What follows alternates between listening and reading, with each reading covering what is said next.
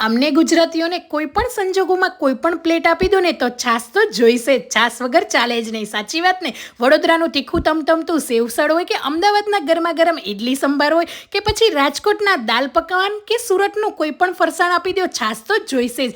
ગુજરાતીઓની દાળ ઢોકળી હોય કે પછી ઘી ગોળ હોય, છાશ વગર ચાલે જ નહીં.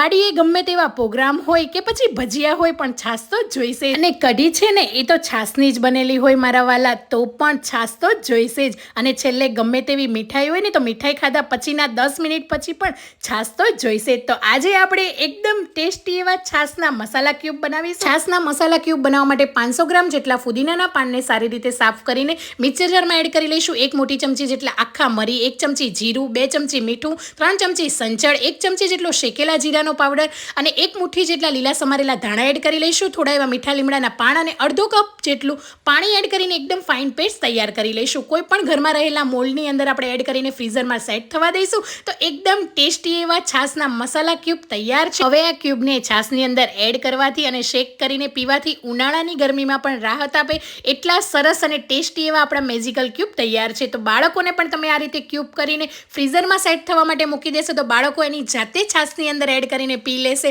તો આવી મસાલેદાર મેજિકલ ક્યુબ તમે પણ ટ્રાય કરજો. તો મોકલી દો આપણા ગુજરાતીઓને આ રીલ, જેને છાશ વગર જરાય ના ચાલે.